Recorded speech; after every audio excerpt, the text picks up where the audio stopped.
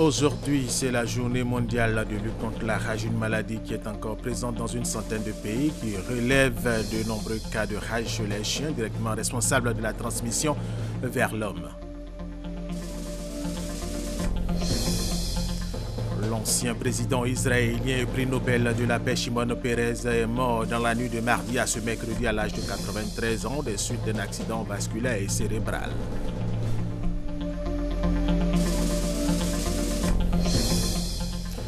Cannes 2017, le Gabon, pays hôte la Côte d'Ivoire, le Ghana et l'Algérie ont été désignés tête de série pour le tirage au sort de cette Cannes 2017 qui aura lieu le 19 octobre à Libreville. La Cannes 2017 elle-même est prévue du 14 janvier au 5 février au Gabon.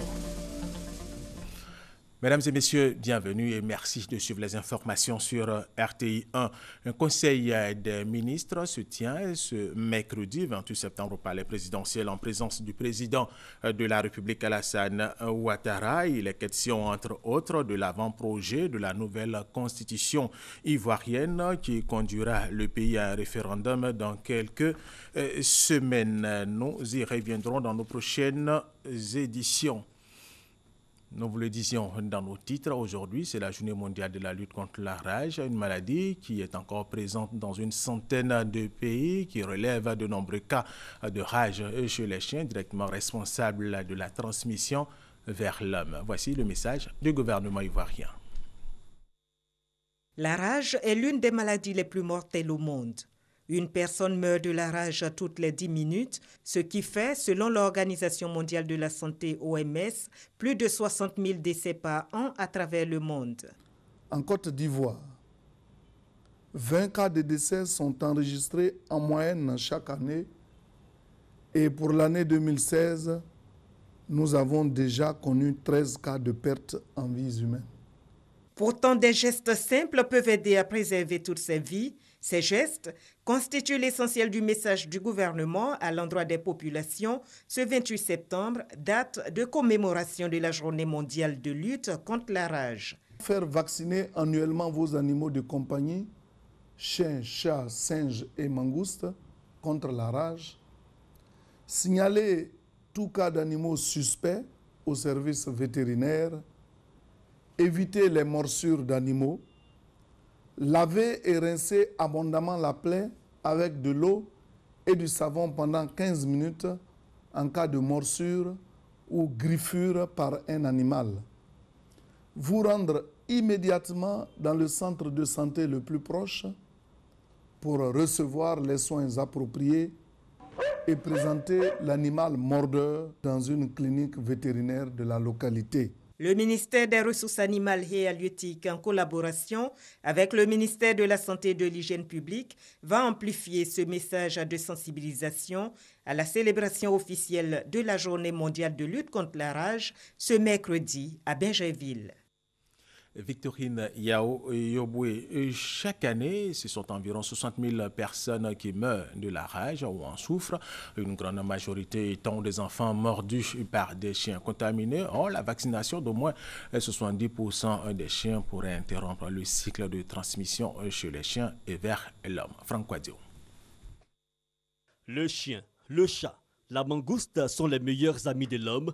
Mais leur amitié cache souvent des revers. Mal entretenus, ces animaux de compagnie, comme d'autres de l'espèce, peuvent contracter des maladies dangereuses. La rage, par exemple. La rage est une maladie animale à l'origine et on l'appelle zoonose parce que c'est une maladie qui survient chez les animaux, mais qui se transmet accidentellement à l'homme dans le cadre de ses activités. En clair, c'est une maladie qui touche le système nerveux de l'homme. Elle a diverses voies de transmission. C'est une maladie qui se transmet à travers la salive de l'animal qui est infecté et généralement c'est à l'occasion d'une morsure, d'une griffure ou d'un léchage sur une plaie. La rage est une maladie dont les symptômes sont multiples. La maladie se manifeste au début par des signes généraux, c'est-à-dire c'est des signes qu'on peut retrouver aussi dans d'autres maladies. Il s'agit de la fièvre, des maux de tête, même la fatigue. Et après, le malade devient agité. En un mot, il devient comme fou. il n'est plus lui-même, on ne peut plus le maîtriser. Dès l'identification de ces différents signes, l'infecté s'expose à une situation critique. C'est une maladie qui évolue obligatoirement vers la mort à partir du moment où les premiers signes apparaissent. Jusqu'au jour d'aujourd'hui, il n'y a pas de traitement qui puisse guérir la maladie. Selon l'Institut national d'hygiène publique, plusieurs personnes en Côte d'Ivoire et dans le monde sont exposées à la rage. Chaque année, plus de 70 000 personnes meurent de la rage. Et selon l'OMS, une personne décède de rage toutes les 10 minutes. En Côte d'Ivoire, qui est aussi une zone d'endémie rabique, où nous enregistrons régulièrement des cas, c'est en moyenne 20 cas de décès par an. Et parmi ces 20 décès, les enfants de 5 à 14 ans représentent plus de 50%. Et déjà, au cours de cette année 2016, nous avons enregistré 13 pertes en vie humaine. Et parmi ces décès, nous avons 8 enfants. Le chien, selon les spécialistes, est l'animal le plus incriminé. 95% des cas de transmission, Franck et Michel ont été victimes de morsures. J'ai été mordu par un chien hier aux environs de 11 h. Et j'ai commencé à ressentir des douleurs, donc je suis passé ici pour éviter d'avoir la rage. J'étais allé travailler avec une collègue. Son chien avait mis bas, donc à peine j'étais entré dans le salon, j'ai donné d'eau et le chien a bondi sur mes pieds. La rage est mortelle à 100%, mais évitable par la vaccination. Une prise en charge des personnes exposées est assurée par l'INPH et ses 27 antennes nationales. Cette prise en charge repose essentiellement sur la vaccination. La personne exposée va à la caisse payer une ou 2 doses de vaccin antirabique selon l'indication du médecin. Nous lui administrons les vaccins. Après l'administration des vaccins, cette personne va passer au service social pour des conseils. Les animaux responsables de la rage sont les mammifères à sang chaud, tels la souris, le chat. Face à l'ampleur de la maladie, la direction des services vétérinaires a mis en place des stratégies de lutte contre la rage. La police sanitaire sur les animaux qui réglemente la vaccination au niveau des animaux dont la rage. Et nous avons aussi le règlement de l'UEMOA qui oblige tous les propriétaires d'animaux à vacciner aussi les animaux contre la rage.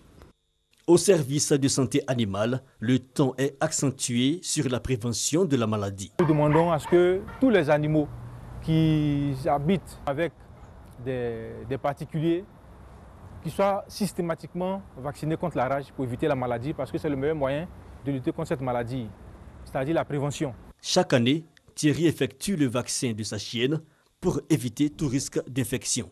Je dois vacciner pour qu'elle soit d'abord en bonne santé et aussi protéger moi et ma famille aussi. Face à l'ampleur et à la gravité de la rage, surtout dans les pays en développement, l'Alliance mondiale contre la rage a déclaré le 28 septembre Journée mondiale de lutte contre la rage, et ce depuis 2007. Cette 10e édition est placée sous le thème « Éduquer, vacciner et éliminer ».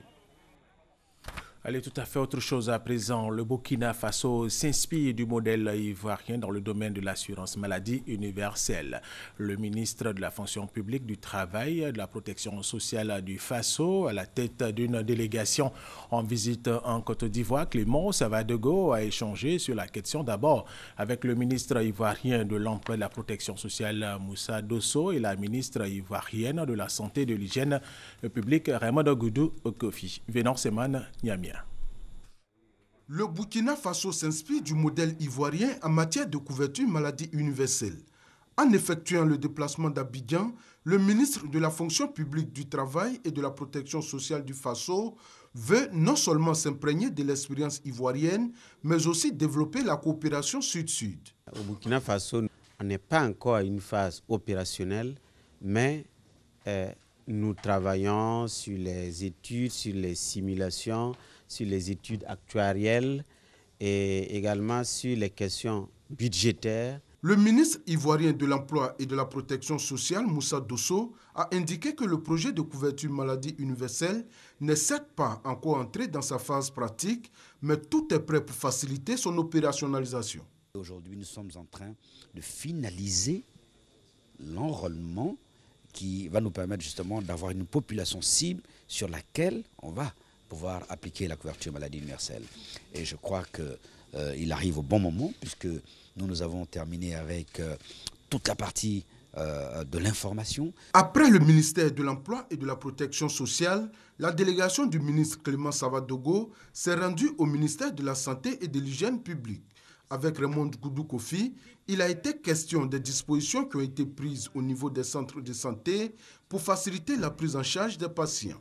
Selon la pyramide sanitaire, nous arrivons bien sûr à la formation des différents agents de santé parce qu'ils ont besoin de savoir ce que c'est, qu'est-ce qui rentre dans la couverture maladie universelle, qu'est-ce qu'ils vont devoir offrir aux populations lorsqu'on va mettre en œuvre cette couverture maladie universelle. C'est au siège de l'opérateur technique chargé de l'enrôlement biométrique des souscripteurs que la délégation burkinabé a achevé sa visite.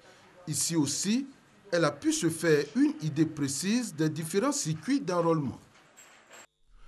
Activité physique et sportive, alimentation et santé en entreprise, un enjeu de performance, c'était le thème d'une table ronde initiée par l'Association des médecins d'entreprise de Côte d'Ivoire en collaboration avec la Commission Santé et Emploi de la Confédération Générale des Entreprises de Côte d'Ivoire. Et ce JCI, nous allons rester avec Vénance et Maniamien.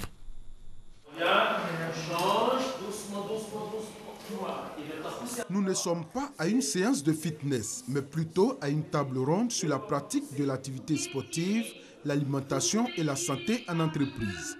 Cette séance d'étirement, demandée par le conférencier après plusieurs heures d'échange, vise à relaxer les muscles et il le recommande à tous ceux qui exercent un métier où l'on reste longtemps assis pour éviter les maladies liées à la sédentarité qui sont à la base de 70% des maladies en entreprise. L'activité physique et régulière a un effet bénéfique sur le plan biologique au niveau du bilan de santé, des chiffres de santé du travailleur, et aussi sur le plan économique. Parce qu'une entreprise aussi qui a su organiser des activités physiques régulières pour ses travailleurs, pour ses employés, peut se retrouver en gain en matière de rentabilité. Mais par contre, à côté de cela, il y a moins aussi de dépenses en matière de santé. Des activités notamment de remise en forme, la gymnastique douce, la gymnastique relaxante, les exercices d'étirement sont entre autres des activités qu'on peut faire au sein de l'entreprise si les commodités bien entendu le permettent. Les activités physiques régulières en entreprise permettent de prévenir des maladies non transmissibles telles l'obésité, les AVC, le cancer et le diabète. Elles permettent également de réduire les risques de mortalité de 16 à 67%. En plus des activités physiques régulières, les praticiens insistent sur la nécessité pour les travailleurs de s'assurer une alimentation saine. Nous sommes en entreprise, nous ne bougeons pas, nous changeons nos habitudes. Qu'est-ce que nous mangeons? L'eau, est-ce que nous le prenons assez? Est-ce que nous ne remplaçons pas l'eau par des boissons plus sucrées? Nous devons faire attention au sucre et au sel et bien sûr le gras. La santé au travail est un véritable enjeu de performance économique et sociale pour les entreprises, ce qui justifie le plan d'action mondial pour la santé des travailleurs pour 2008-2017, préparé par l'OMS qui énonce en son article 4 qu'il faudrait inciter les travailleurs à avoir une alimentation saine et à faire de l'exercice physique pour prévenir les maladies non transmissibles en milieu professionnel. Autre information dans cette édition, la Fédération nationale des sociétés coopératives de vivriers de Côte d'Ivoire, FENACOVICI, a initié un programme d'appui à la production vivrière et à la sécurité alimentaire. C'est le préfet de Saint-Fra qui a procédé au lancement de ce programme. On en parle avec Thérèse Tapeyoboué. 265 milliards de francs CFA. C'est le montant du programme d'appui à la production vivrière et à la sécurité alimentaire initié par la Fédération nationale des sociétés coopératives de Côte d'Ivoire, FENACOVICI, avec le soutien de la Banque africaine de développement. Ce programme comprend la construction d'une unité de transformation de maïs à Boisflé et de l'installation d'un marché de gros à Zunula. Le préfet de Saint-Fra, Niansion Konia, a procédé au lancement de ce projet.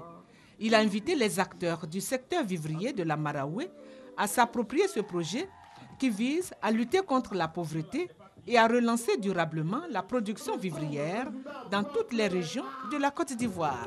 Selon le préfet Niansion Konia, cette initiative novatrice de la FENACOVICI contribuera également à l'amélioration du revenu des producteurs agricoles, à l'accroissement durable de la productivité et des productions vivrières, tout en améliorant la chaîne de commercialisation de cette production. La présidente de la FENACOVICI, Colette Irielou Kwadio, lauréate 2016 du prix d'excellence du commerce intérieur, s'est félicitée du choix de la Côte d'Ivoire pour le lancement de ce projet. Un projet qui prend en compte la formation de tous les acteurs du vivrier qui y adhéreront. Le site de 2 hectares où sera construite l'unité de production du maïs a été visité par les autorités, ainsi que le nouveau siège de la délégation régionale de la FENACOVICI de Boisflé. Les rendez-vous avec les jeunes, on en parle maintenant. C'est la nouvelle trouvaille du ministère de la promotion de la jeunesse, de l'emploi des jeunes et du service civique pour échanger avec les jeunes de Côte d'Ivoire. Objectif, mieux faire connaître les activités du ministère aux jeunes dans toutes les régions. La première étape a concerné les régions du Poro, de Gbeke et de Lifou. Retrouvons Abdoul Kader Segodogo de RTI Boaké. Depuis le 22 septembre dernier, le ministère de la promotion de la jeunesse, de l'emploi des jeunes et du service civique sillonne les régions de Côte d'Ivoire. Une tournée qui s'inscrit dans le cadre d'une caravane nationale dénommée « Les rendez-vous avec les jeunes ». Le concept « Les rendez-vous avec les jeunes » est une plateforme de rencontres et d'échanges avec les jeunes. Les régions du Poro, de Gbeke et de Lifou ont constitué la première étape de cette tournée. Ce rapprochement avec les populations vise à faire mieux connaître le ministère et ses activités aux collectivités décentralisées, aux opérateurs économiques, aux élus et aux jeunes dans toutes les régions visitées. De Korogo à Daoukro en passant par Boaké, le ministre Sidi Temoko Touré a exhorté les jeunes à s'inscrire dans le concept de l'Ivoirien nouveau. Les autorités administratives, les élus locaux ont été invités à accompagner le ministère de la promotion de la jeunesse, de l'emploi des jeunes et du service civique dans sa quête de résolution du chômage des jeunes. Le rendez-vous avec les jeunes, c'est un concept qui vise à aller à l'encontre des jeunes, les écouter, prendre leurs impressions par rapport au programme que nous développons à leur attention, surtout leur présenter les programmes et voir les aménagements que nous pouvons porter. Nous avons souhaité rencontrer les autorités politiques, administratives et régionales ici, de sorte à pouvoir nous inspirer de leurs conseils pour savoir ce qu'ils pensent de nos différents programmes que nous développons sur le terrain. Le concept Les rendez-vous avec les jeunes a permis au ministre de visiter les projets des jeunes bénéficiaires du programme Agir pour les jeunes. Les meilleurs jeunes ivoiriens nouveaux et les meilleures associations de jeunesse des régions visitées ont été récompensés. Le concept Les rendez-vous avec les jeunes reprend le 10 octobre prochain avec l'étape de Béoumi. Un programme de formation au leadership à l'endroit des jeunes de tous bords, politiques, syndicales et de la société civile a été organisé par la fondation Friendrich ici à Cocody. Les leaders de cette formation veulent bien consolider leurs acquis et contribuer au progrès de la communauté. Patricia Omouetia. L'objectif de cette rencontre est de mettre en valeur cette ressource ivoirienne qu'est la jeunesse. Selon le représentant de la Fondation Ebert, la jeunesse ivoirienne a beaucoup à offrir dans les domaines politiques, économiques et sociaux. Chaque année, nous formons entre 25 et 30 jeunes gens. On a créé ce réseau officiel, formel, afin de promouvoir encore la participation politique de la jeunesse ivoirienne. Cette plateforme revendique plus de 200 membres formés depuis 2005 sur le programme Jeunes au leadership. Le but est de contribuer à l'émergence de nouveaux leaders préparés à la prise de décision. Une formation qui va également permettre aux jeunes de se forger une autre vision de leur environnement et d'avoir plus de responsabilités dans les organisations et structures auxquelles ils appartiennent. Nous avons reçu une formation de la Friedrich Ebert. Je suis de la 3e promotion. Il s'agissait au cours de cette formation de nous apprendre les qualités qu'un leader devrait avoir, comment le leader devrait arriver à s'intégrer, à se faire accepter, à savoir prendre la parole en milieu public, comment un leader pourrait, par sa manière de se conduire, de se comporter, pourrait gravir les échelons pour arriver à un stade très important, un stade de décision dans l'organisation dans laquelle il se trouve.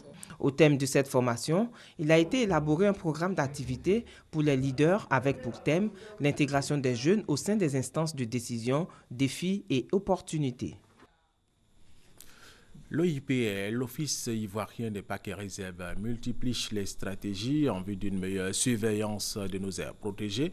Au niveau de la réserve du Mont-Sangbé, le comité de gestion local a fait le bilan des actions de sauvegarde. Il est jugé positif, avec notamment la réduction des activités de braconnage, de travaux champêtres dans les zones classées. Serge Colliat.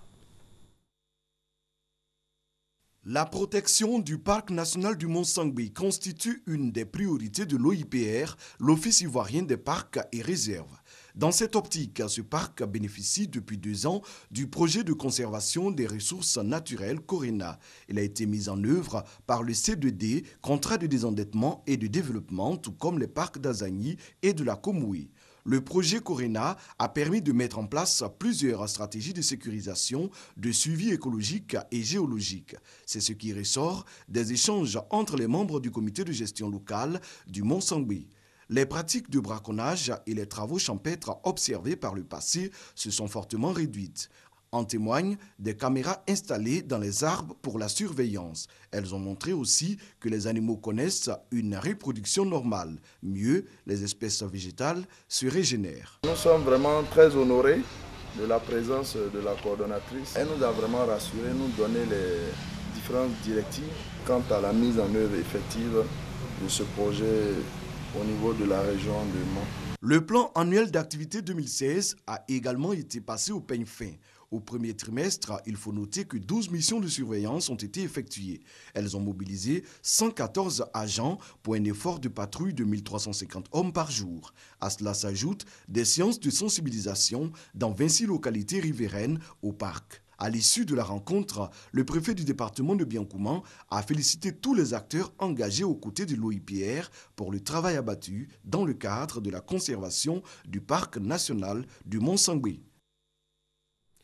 Donner un coup d'accélérateur au développement de la région du Ourodougou, telle est la mission que s'est assigné le conseil régional du Ourodougou. Le président du dit conseil, Bouaké Fofana, a procédé à la remise d'importants lots de matériel biomédical, d'entretien de la voirie et de plusieurs chèques. Le tout estimé à environ 300 millions de francs CFA, connu par Gassoro. Construction de collèges et d'écoles primaires avec bureaux.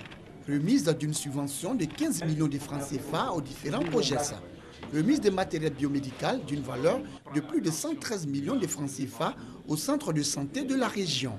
Don de tracteurs-bennes, de tricycles et de brouettes d'une valeur de 50 millions de francs CFA et de matériel d'entretien de la voirie d'un coût de plus de 50 millions de francs CFA.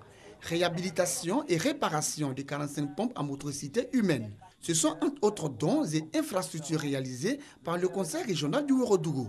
C'est ce qui ressort de la deuxième session ordinaire 2016 du Conseil.